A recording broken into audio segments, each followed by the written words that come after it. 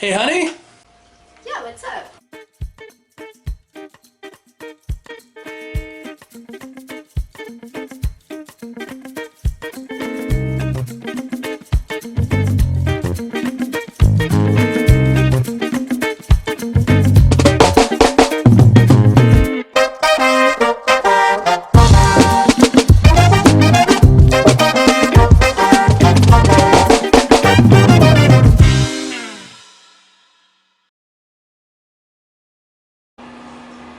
Hey, everybody, and welcome to Retro Reviews, where we go through my copious amounts of Dungeons and Dragons and other role-playing game books, and Laura helps keep me on task. Hey everybody. So I've got a list of questions to cover about these different role-playing books, and hopefully this will help us keep it under 10 minutes a book. Yeah, because we've got hurricanes. If you have seen our our New Orleans Mardi Gras episode of Recipe Roulette, ugh, tongue-tied. Yeah, we're recording this batch of episodes at the same time, so that's why we've got the big old hurricanes with us today. Put a link down there in the show description and go check out that episode. Yeah. D&D is always better with a little bit of drinks, I think. Alright, so today we have... I know, I thought I said that I was done with the Advanced Dungeons & Dragons 2nd edition stuff, but I found 5 more things, but we're going to cover them. 2 of them today, 3 of them next week, and we're done with AD&D. Okay. Alright? Okay. So I have the deck of priest spells here, as well as the wizard spell cards. I don't know why they changed the name. Like, one's the deck of, and the other one's just like wizard spell cards. I have no clue. But yeah, that's what we got for today. Okay. So where did you get these? I got these. Ooh, look. Oh, I found my Star Wars reference cards. You never know what you're gonna find when you're looking through old boxes. Anyways, those are being saved until after the wedding. What was the question again? Where did you get these boxes? Oh, remember that 3 a.m. like, hey, I got some D&D stuff I want to sell. It's Yeah. part of that collection. This and the other two are the last pieces of that collection. Seriously, I made off like a bandit that night. That's crazy. But So, do you want to give us a synopsis about these all right. these cards? These cards are basically all the spells from the Player's Handbook and the Book of Spells. Instead of written in book form, they're written on, that's like 5 by 2.5 cards. Basically, what you could do is if you're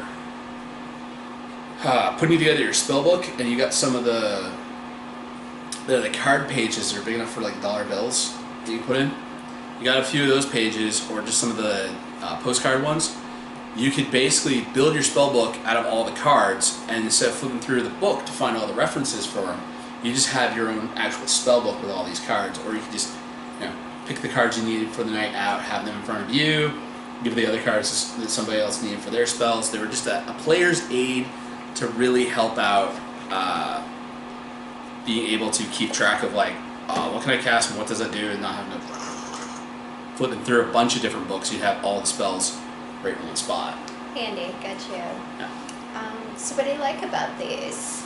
That ability to just cut down on the amount of stuff that you need to carry. Like if you're a spellcaster and you've got 20 spells, 20 cards taken with you for the night is a lot less space in your backpack than just having to bring an entire, like, oh, I got this spell from over here, I got this spell from over here. They really did try to source like every single priest and wizard spell from the game. Yeah, that's convenient. Is there something that you don't like about them so much?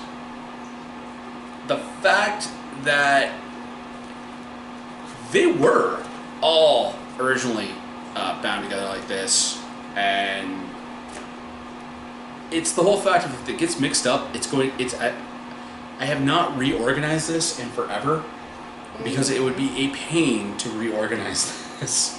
Yeah, for sure. So the other thing is it's some cheap cardstock, but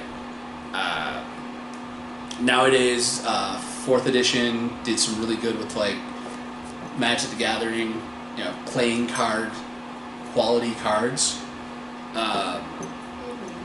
and they're a lot more resilient. Like these are for how old they are, they're in really good shape, but there just could be some more different organizational skills, like an actual like logo or something in the corner to tell you this is a first level spell, so you can actually see stuff.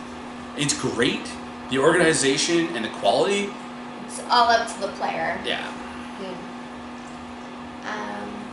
Would you recommend something like this to another player? I would definitely recommend, if you have the ability to have your the stuff that you need in order to play the game in a smaller, more condensed version. What I've started doing is taking just index cards, and I'll write down all the spell information for those, and I'll put them into those postcard sleeves, and I'll build like a little, couple page spell book that's for my players to be able to be like, okay, here's your, I get one of those, the portfolios, the not binder, but the page protectors. The page protectors, like. You build your own. Yeah, I built my own spell book using this idea. Yeah, using this idea, I built my own spell books, and I use those also. Like, I'll make the cards as like as character references or monster reference cards. Yeah. I like cards. You can swap them out, make a stack, and just put them into page binders and portfolios. Portfolio, that was the word I was looking for. It's a good word. Yes. So, are you planning to keep these 2 boxes of cards? I am planning on keeping the 2 boxes of cards. It's a great thing. I don't have to handwrite all the 2nd edition spells. I can just find the ones that I need to be like, okay, your character's got this, or the monsters have got this, and go with it. That's a great reference. Okay, well, that's all I got. And that's all I got, so join us next time when we finally finish off my Advanced Dungeons & Dragons collection here on Retro Reviews. Bye, everybody. Peace.